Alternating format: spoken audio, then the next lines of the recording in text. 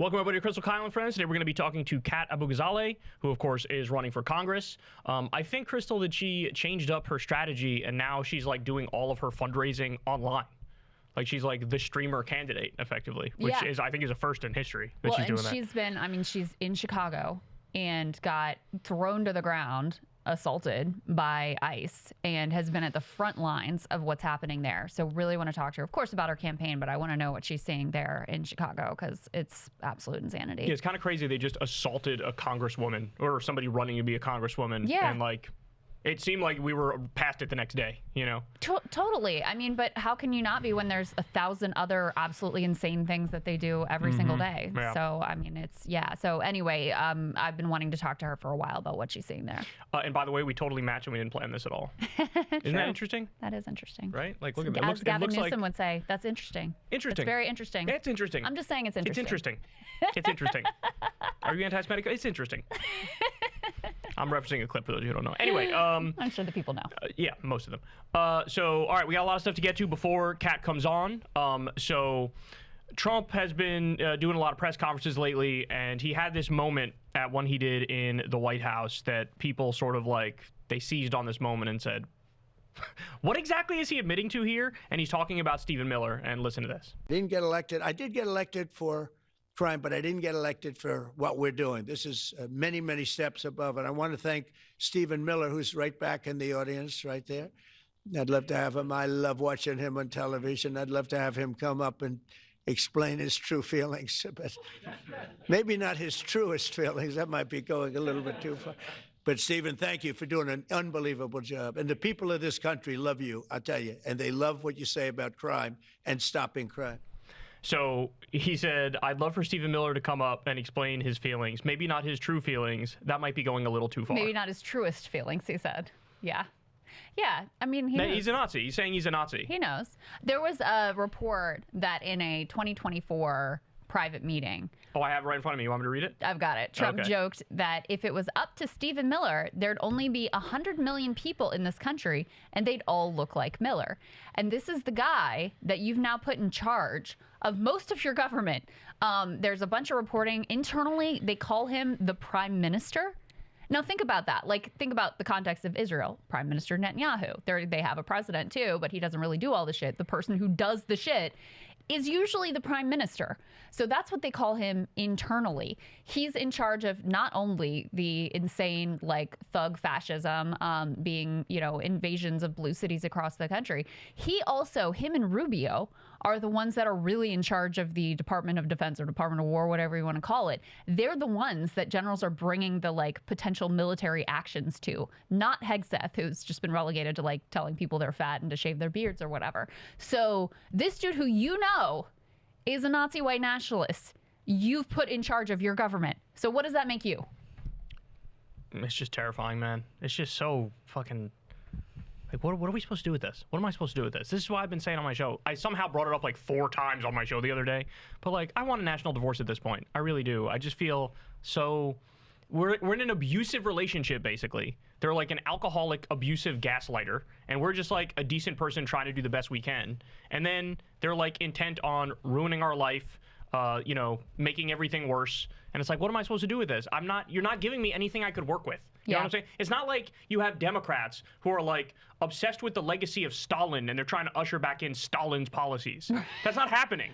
So there is no equal and opposite force. Yeah. It's just like semi-reasonable people doing their best, and then it's like goose-stepping psychopaths. You know what I'm saying? Yeah, I mean, that Republican internal chat thing that came out was Says like, it all. it was Says like it all. the least surprising thing ever. Like, yes, of course, this is how these people talk to each other because it's how they talk publicly, too. I mean, you had the DHS account tweeting remigration this past week. You know what that means? That means that anyone who's not white, I mean, it's what Trump said right there. Anyone who's not white goes. Whether you're a citizen, not a citizen, like J.D. Vance's wife, for example, has to go because we believe in a white ethno-state, a white Christian nationalist ethno-state. And so, that's in part what these raids are about. It's not just about people who are here undocumented. That's obviously the case. It's anyone. We are going to terrorize anyone who doesn't fit our model of what a quote-unquote American is. And he wants to change the demographic reality in the country. They are changing the asylum policies to favor right-wing Europeans, white right-wing Europeans who are supposedly so persecuted in their countries in Europe, so that the people are coming in. Remember, they did the South Africa Boer thing. Like, it'll be white South Africans, and like right-wing white Europeans will be the people getting refugee status under the new process. It's just undeniable that that's the project now. Yeah. So yeah, of course they say that like, privately. They say it publicly too. The kids in the group chat were like, we're just telling jokes, bro. And you had all the Republican gaslighters like, oh, I'm supposed to get mad at a couple jokes when Charlie Kirk got shot in the neck. And it's like, it's not jokes. Stop fucking lying. You guys like Hitler. Stop. Just admit it. Stop being a bitch. If somebody calls me out on some controversial belief I have, like, for example, legalizing all drugs, they're like, this guy wants to legalize heroin. You know what my reaction is? Yeah, I do. And I'll own it. You want to debate it? Let's debate it. When you call them out on their shit, hey, you guys said you like Hitler. I think you like Hitler. Oh, I'm just telling jokes. How dare you? There's something that's so bitch-made about that. Yeah. That I can't fucking get over. It's like the worst quality. It's like this Weasley shit where I know I actually believe it, but I know it's not the right time to just flat out admit that. Right. So I gotta like back away from the ledge a little bit. And it's like, have some fucking nuts. Have some balls. Fuck you. Say it. Own it. I'll own my shit, you own your shit. But they can't because, again, they know. And when all the cards are on the table, the so-called far left wins 10 out of 10 times against the far right. Because they're, like, sucking off Hitler's corpse, and we're over here like, I think everybody should have health care, even if I personally hate you. I think you should live a decent life and have higher wages. Like, how are they going to compete with that? Yeah. But that's why they have to rig the deck. That's why they have to, now the Supreme Court's about to overturn the Voting Rights Act and shit like that, Yeah. I mean, Stephen Miller is maybe the most powerful person in the country because of all the authority. Which makes him the most powerful person in the world, by the way. That Trump has ceded to him. And if that doesn't terrify you, I mean, I don't know what to tell you. And then, we see the plan being executed on. The other thing about the chats and now, JD Vance is out there like, oh, I'm not going to pro-clutch about this, blah, blah, blah. It's like, you're also the people who literally won't even let people in the country who said anything critical about Charlie Kirk, who will kidnap students off the street because of a very moderate op-ed that they wrote. They have no standards. Then when it's your people, like Big Balls, remember all the bullshit that he said too, when it's your people who are like, we are Nazis and we love Hitler. It's like, oh, well, they're just kids. They're just making a joke. Why can't you, all your pearl-clutching libs, etc. And the other point to make about that is like, all the anti-Semitism cops, all the concern about anti-Semitism. Where are those people now when you've got out and out like Nazism? Right. Yeah, that's right.